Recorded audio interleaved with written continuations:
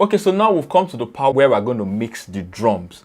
The goal of this mixing session of the drums is we want to create a realistic drum mix, because in real life your drums is not just right in the center of your audio frame. Your snare tilted slightly to your left, and then you have your toms, your crash, and then your hi-hat a bit towards your left also.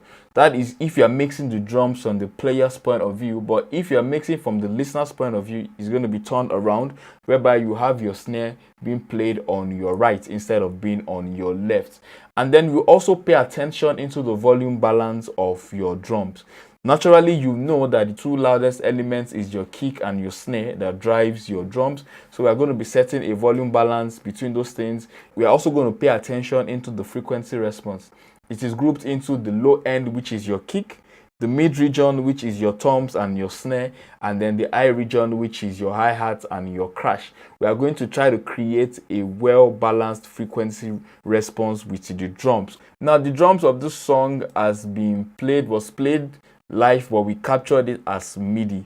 So what we have here on your screen is you have the drums being broken down into different parts of into its different components. Let's play the drum so that you hear what the drum sounds like.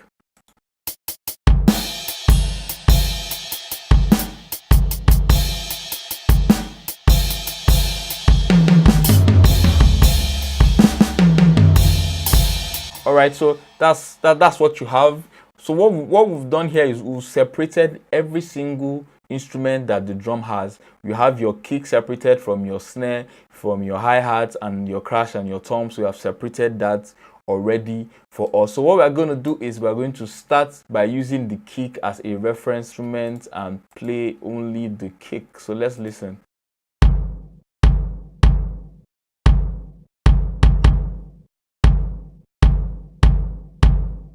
That's the kick of the song. Let's route the kick into the mixer.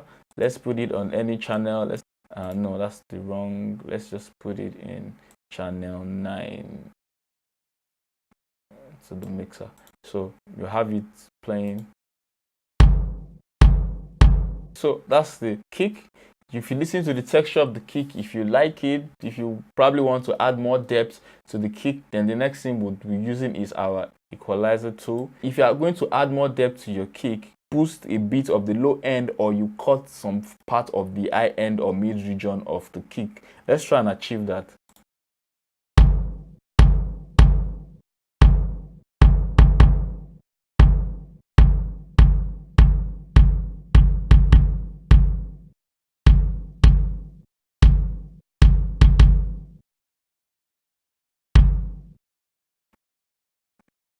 Okay, so note that in every sound there is a certain frequency region between 20 hertz to about 40 hertz that really does not have any form of audio information. That frequency region usually contains what we call stage rumble or hum sounds. So you can decide to use your EQ to remove that to give you a cleaner shine to your recording. So I'm going to be doing that. In addition, what I'm going to do is I'm going to cut out that region.